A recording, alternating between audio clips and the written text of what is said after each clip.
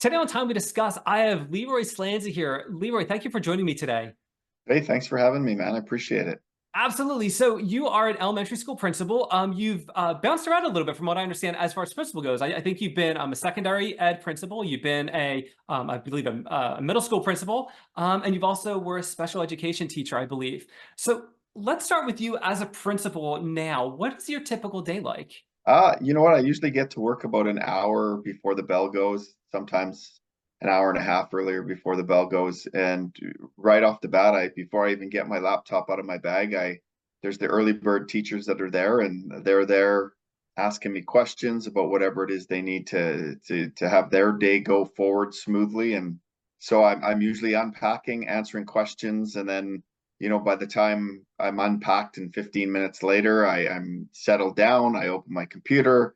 I start looking at some of the emails that I may have missed from the night before. And then the next wave comes. And so my morning, basically, before the morning bell goes, is just wave after wave of teacher coming in, to discuss whatever it is that they need to discuss. And I get them all set up and prepared for their morning. And then usually, because I'm not a typical administrator where I have an office. I put myself into a classroom called a calming space.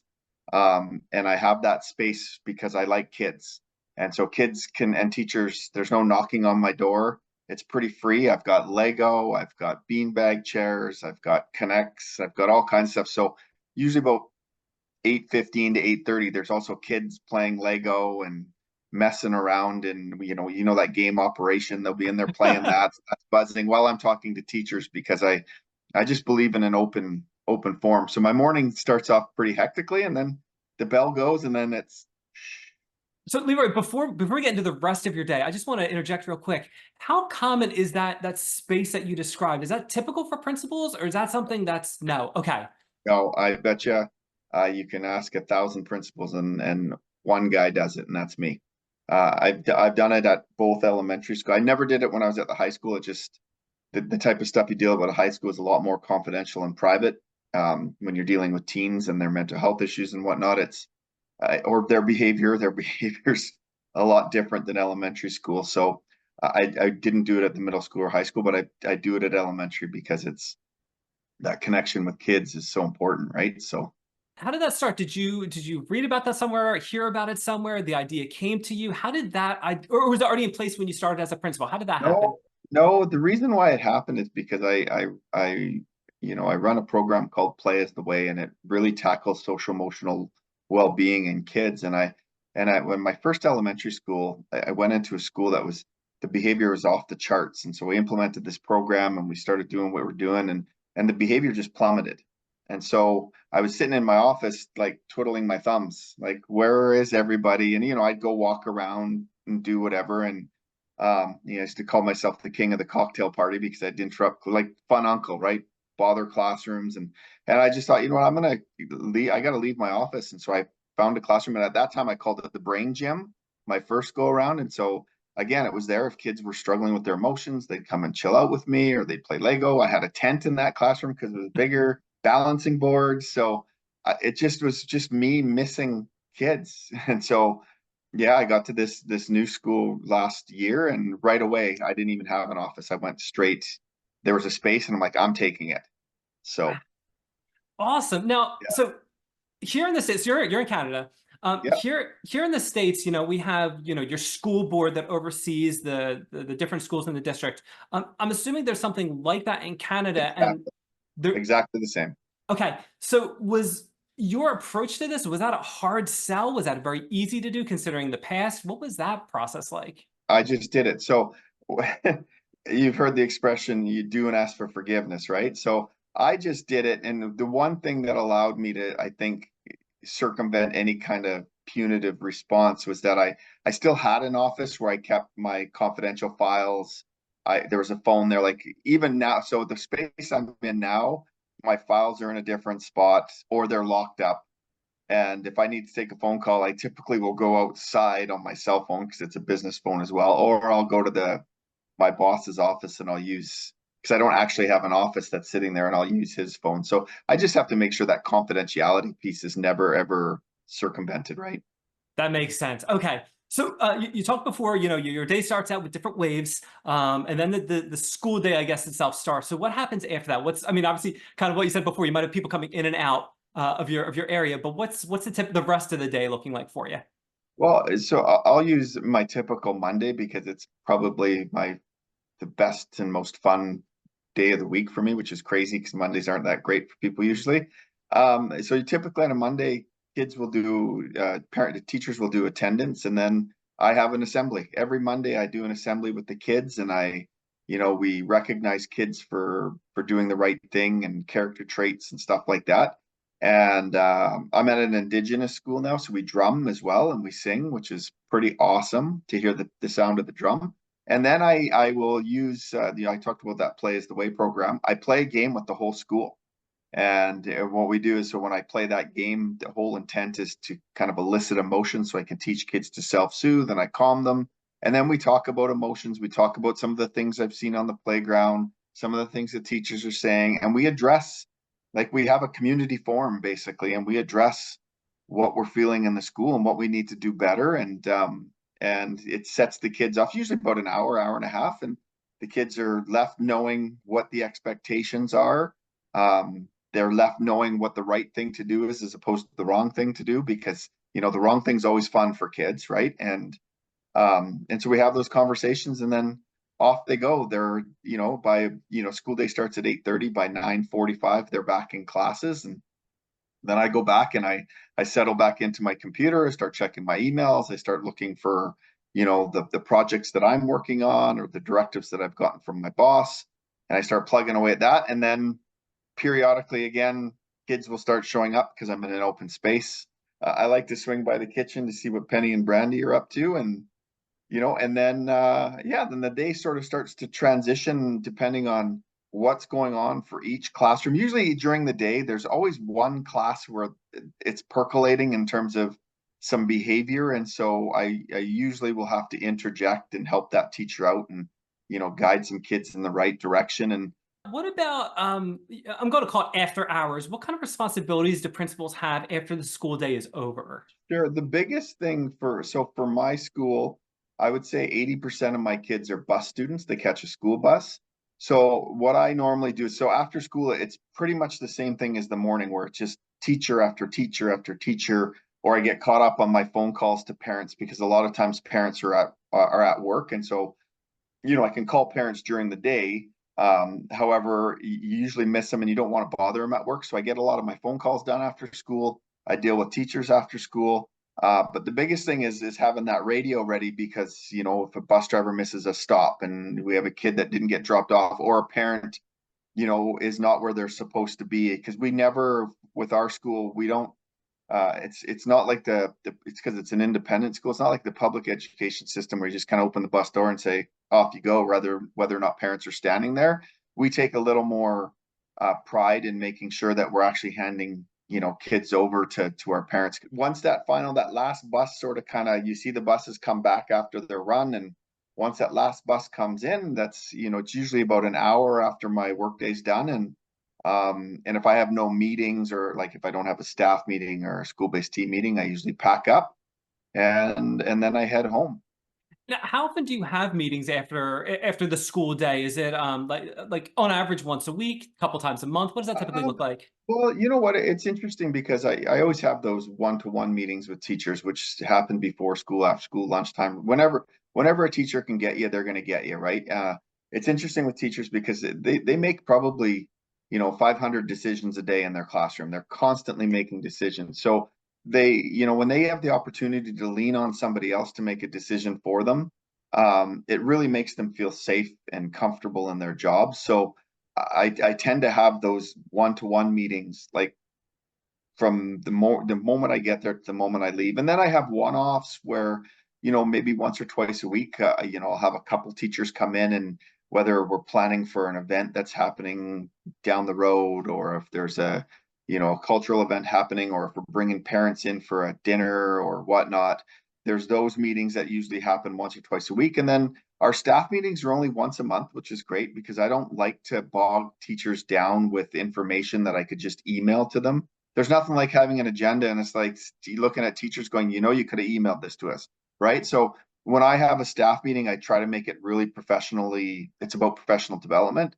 So we really dive into things that are going to impact their class, impact their own personal growth. So our staff meetings are really, they're fun and engaging, right? Because we all get to learn and do that. And then on top of that, we typically have a school-based team meeting that happens once a week. And a school-based team meeting is if a teacher is having a real struggle with a kid in their class, or they're noticing a kid that's struggling somewhere in the school. And what we do is we have a wraparound meeting, but we'll bring in a counselor, we'll bring in the admins there, we'll bring in the classroom teacher, we'll bring in the supervisor if we need to, and we brainstorm and we really analyze what's going on for that kid.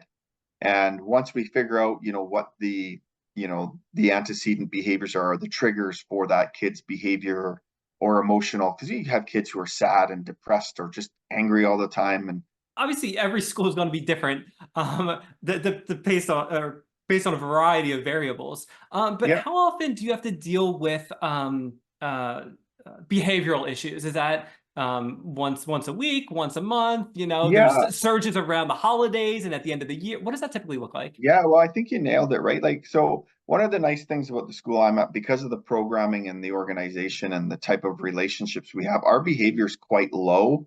Like I maybe see one or two kids a day for behavior, and it's typically a kid in kindergarten, grade one or two, and they don't understand that they don't have that social awareness yet. They still are pushing and shoving, and they still are mad because somebody took their pencil or kicked their chair so it's really minor stuff.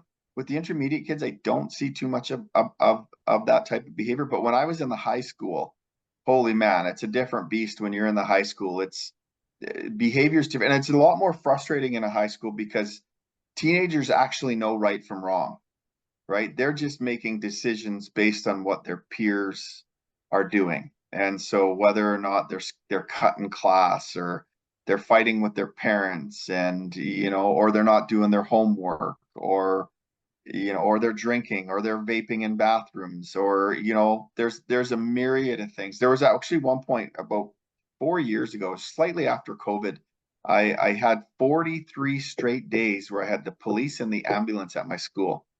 43 straight days. It was literally, it ties directly to COVID, because you had these kids coming back with all these mental health issues, and like just running outside with a naloxone kit because I had no idea what was coming, right? And it, we ended up, you know, getting to 43 days, and then there was some peace, and then it started to be more sporadic because we started to get a handle on and the kids adjusted to being back in school and whatnot, right? So, as a high school principal, the gig you don't want is the vice principal, because typically you deal with the behavior the most.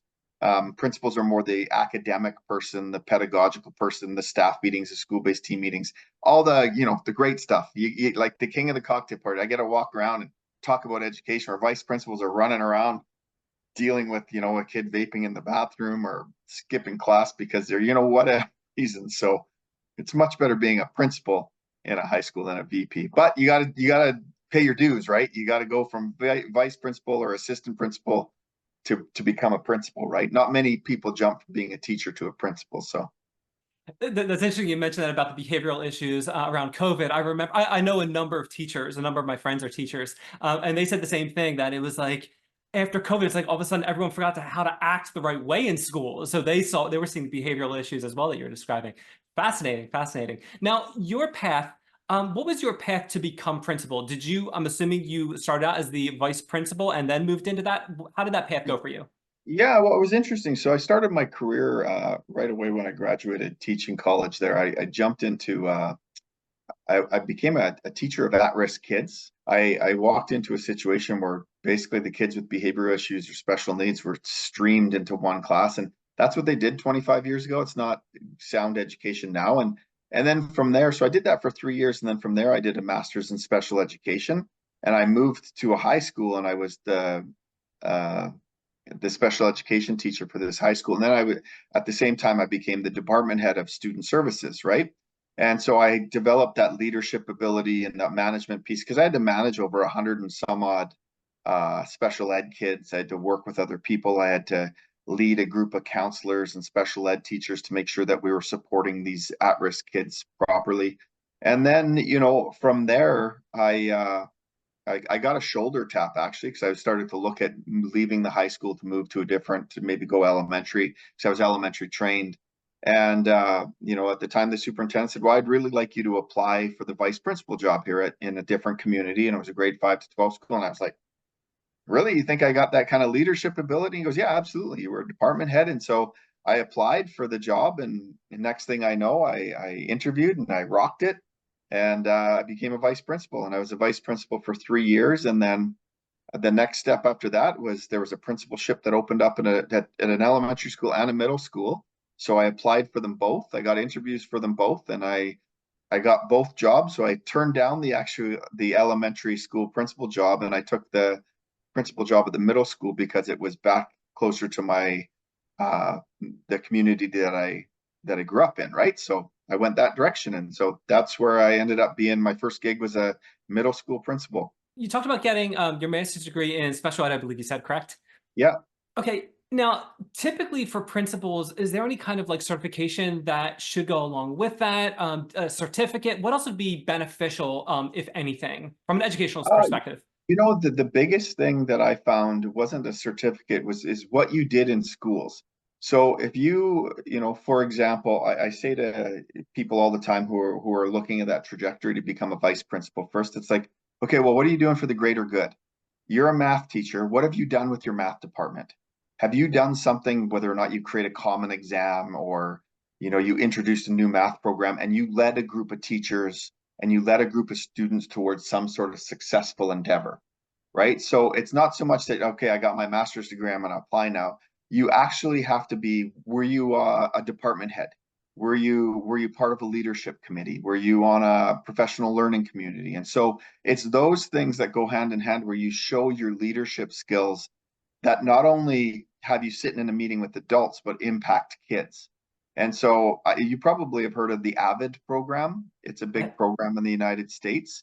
And so prior to me becoming a vice principal, I was the lead of the AVID program, which, like I said, was modeled in the United States, and we adopted it. And I took on a leadership role. I made sure it ran in the school. And then on top of that, I was a department head of special ed. So it was those things that impact whether or not a school district is going to hire you and say, okay, you know what, you can lead a staff. You can lead a group of, 300, 400, 500 kids, whatever it is in your school. And so you have to prove that you're not just, talking the talk, that you're walking the walk. Now, I'm pretty sure I know the answer to this question, but I'm going to ask it anyway. Sure. So you talked about leadership and how important that is to going down the path of principals and being a vice principal. What if someone's looking to transition their career and go down the road of being a principal or a vice principal? Say they have business leadership, but no real educational. They don't have a bachelor's in any kind of education or anything like that. Yeah, let's say you had a person that was like a director of communications or something like that Yeah. at an organization, and they said, you Yeah. know what, I'm a great leader, I've done X, Y, and Z, but I want to be a principal for whatever reason. Like that's speaking to them. Oh, Is okay. I that see. possible? I think so. I think it all depends on the field that you're going into. So, for example, if somebody wanted to switch to education, they better be a relational leader, because schools are emotional, no matter what. You probably remember high school, you probably remember elementary school, how emotional, and it was. You probably had great days and you probably had horrible days, right? And so when you walk into a school, they're emotionally charged. And so if you come in with a management mindset, a business mindset into a school, and that's the type of leadership style you're going to have, you're going to be dead in the water, because you have to walk in and you have to be able to form relationships if you're going to survive, because kids need you to connect. Because teachers are emotional. Teachers are highly sensitive people, and that's why they're in that field, is because they care, right? And so you have to be able to walk in. However, that being said, if you believe you have a business leadership kind of mindset, schools also need to be organized and structured. That relational leadership is key, but so is that structural and organizational leadership. So I think if you're switching from one type of leadership to the other, you really have to hone in on several leadership styles if you want to survive. I think leaders are there for a reason, and I think if they tap into whatever style is needed in whatever sector they go into, I think they can thrive. They really can. That's good. That's really, really good information. So changing gears completely. We talked before about your typical day, about what after hours look like. Now, as a kid, I remember, thinking, teachers, they have the summers off. Principals, invariably, the summers off. Administration, in my childhood head, they have the summers off too. Now, I know we spoke a little bit over email about what your summer looks like. It seems like you do have at least most of the summer off. What do your summers typically look like from your career perspective? How involved are you with your career over the summer? So as a school principal, so basically school ends June 29th or June 30th for us here in Canada. We go September to the end of June, 10 months. Typically what happens, teachers leave. There's we have their awards assembly at the end of the year. The next day is an administration day where teachers are kind of packing up their stuff, finishing off report cards, doing whatever they need to do, and they go. So the following week, I'm left in the school with the school secretary. And usually the cooks are kind of in there, making sure they're meeting all the health standards, cleaning the kitchen before they leave it for the summertime, right? So that next week, I'm making sure that the report cards have they're documented properly for the ministry. If we have kids that are going from the elementary school to the high school, we make sure that that information is passed along properly. I'll have, year-end meetings with the director of education just to wrap up and because I'll have to collate all the data from the assessments that I do to show the director, that we've progressed. Because at the end of the day, you've got to have proof, right, that your school is going. Especially if you have a director who's going to say, "Yeah, go ahead, fly." And I have a great director. He lets me think outside the box, and that's why I left the school district. Because this guy's like, "Yeah, Leroy, think outside the box. I want you to go after these literacy rates, numeracy rates, and I don't really care how you get there. You've got the experience." And so every June I show up and I'm like, hopefully this data dictates what's going on. And then, that week is done. And then I don't look back for probably, I would say 4 or 5 weeks. I get on my fly fishing boat. I do some of my own consulting stuff. And then usually about the middle of August, like school starts September, I don't technically have to be back to school until that first week before school, where we have our summer institute where we do professional development with teachers. We kind of make sure that the year's set up and all that. But I start sniffing around mid-August. I go in for a couple hours. I go look at teachers' classrooms to see if they've been in the summer, just to make sure. I check resources. I make sure that we're, like there's just, make sure maintenance has done all their repairs. And then, from there, then I start around, that 15th, I start making sure that I start communicating with parents. Like, okay, hey, just a reminder, school starting September 7th. It's a 2-hour day, and then I start getting my ducks in a row around making sure the class assignments are set. If I want to move any kids from one class to another, because then I'll have to communicate with parents. And it's a bunch of management stuff that I do. And then, and then in that time too, and I'll literally go on for an hour and then go fishing. I might go back for another hour. Again, I'm in a system where my boss trusts me, and there's expectations that the school is up and running and ready to go. And so, and I take a lot of pride in having that independence and freedom. And yeah, and then I use that time to make sure I'm prepped up for that week, that the Summer Institute week when the teachers come back, because I'm usually presenting with them, or I have presenters coming in, or a lot of times because I consult and present on my own, I go to school districts and I'll, whether I'm keynoting or doing workshops, I go and do that with other school districts. So I usually get about 4 or 5 straight weeks where I don't even look at the school. I get the time off, right? Because I'm entitled to holidays just like everyone else. But as a principal, like we get 2 weeks at Christmas and 2 weeks at spring break. I go in at Christmas and spring break. Like I'm off. But if something comes up or if something's niggling, I will go in for a few hours here and there. So your job kind of never ends. And it's the same thing with teachers. Like I said, when I go and check a teacher's classroom, you can't keep teachers away. Like I'll go in there in the summertime and there'll be a teacher in there mad planning. It's like, dude, you need to go and go camping, go do whatever you need to do. But teachers are always trying to, get ahead and be prepared, because the more prepared they are, the more planned they are, the smoother it goes behavior wise and lesson wise. And then they're obviously adjusting as the year goes, right? But we do get time off, but it's never, it's off, and you're entitled to it, but you're always got this worrying about kids, worrying about being prepared, worrying about your staff, worrying about parents, because when you work in education, the people who employ you are the parents, right? And their kids. And you have to make sure that you're doing right by those children so they can grow up and be successful. Because, in the education profession, we're the only profession that trains every other profession. We're responsible for doctors, lawyers, scientists, social workers, teachers. We build them.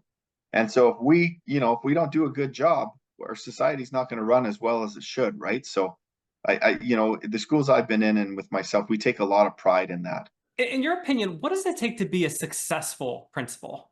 If you don't truly understand that that you are needing to be a relational leader and a servant leader on top of an organized and structured leader, you're going to be dead in the water. So I think first and foremost, you have to realize relationships are important because, and you probably have a favorite teacher, right? From when you went to high school, elementary school, and you probably can name them right now, or her, you can probably name her. And it was relationship based, right? Somehow they inspired you, somehow they let you be creative, they let you have your voice. And it's the same thing when you're a principal. You need to inspire your teachers. You need to be able to lead your teachers down the path where they're going to be intrinsically motivated, right? And you don't get to do that by being a dictator. You do that by forming relationships. You do that, and that's the servant piece. You do that by helping them. You do that by, you know what, if you need something, hey, let me take care of that for you. And then the flip side to that, in a school especially, you have to be organized. You have to make sure that your day is structured and organized in a way where it's smooth, because there's nothing worse for teachers when you say your Monday morning assembly, for example, is from 8:30 to 9:45, and if you go over to 9:50 when they had a math lesson planned, and sometimes you do, right? Or if you cancel an assembly, or if you say, you have to be one step ahead of the game, because they've planned down to the minute in their classrooms. They planned their from math to that 5-minute transition, going from math to English, like putting notebooks away, dealing with this. And so you have to be on top of your game, because if you're not, you're dealing with emotional, highly sensitive type A personalities in the classroom, right? And they're the right people to teach kids because they're in control, right? And so if you're not in control, oh boy, oh boy, as an administrator, it's just, you'll create a toxic environment. You'll have unhappy teachers. It could lead, it can domino really fast. Teachers can go from loving you to hating you in like one day.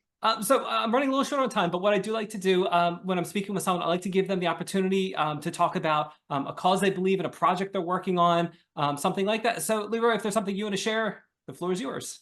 Awesome. So what I want to share is I talked about the behavior in my schools a couple of times and why I was able to move into the brain gym and why I'm in a calming space now. I don't have an office, and it's because I really embrace and put a lot of emphasis on that social emotional well-being. And I think one of the things in the education system is we put a lot of pressure on assessments and standardized testing, and we use that as a means to see how well kids are doing.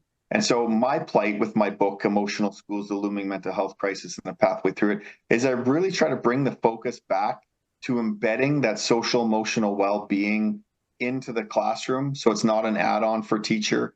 And I really try to emphasize the need for free and structured play, because social media and the game and technology and gaming has really caused this environment where sleep deprivation and a lack of motivation, because kids would rather be behind a screen, is kind of taking over. And so, for example, at my school, we have 2 recesses and a lunch, not just 1 recess. And so for me, the biggest thing that I would like to see, and what I'm trying to do, like I wrote that book, I wrote another book, a breathing book called And Breathe. It's breathing strategies that go along with it. I'm also in the process of writing a book on leadership, which I talked about, the relational leadership, the servant leadership. And I'm writing a 3rd book. So I got 2 books on the go, and I'm also writing. And so for me, my plight right now is with my YouTube channel, with my website, with my writing, with my consulting, is to get teachers, kids, and parents back to a place where we value attachment, we value that ability to co-regulate with your kids. My plight for the next 5 years before I retire is to get families, kids, parents, teachers, schools to remember where you actually learn. And you learn through attachment, you learn through connectivity, you develop your critical thinking skills, then your creativity, your conflict skills there, your social and personal awareness. It's all develops through contact. And so that's my plight. And I don't want to get rid of technology because I love technology. I think it's awesome, but in moderation and bring back attachment. I completely agree with you. Technology is great. It's a great resource, a great tool, but human interaction is just as important. Yes, it is. Leroy, it's been absolutely awesome having you on Time We Discuss, and we learned what it's like to be a principal. Yeah. Have a great day, my friend. Thanks for popping in the studio. My name is Dan, and this is Time We Discuss. I really enjoyed speaking with Leroy today, and I hope you enjoyed the time too. Make sure you check the links in the description to learn more. If there's a profession they want me to cover, add a comment and I'll find that person for you. Don't forget to like, share, and subscribe. That'll do it. See you next time on Time We Discuss.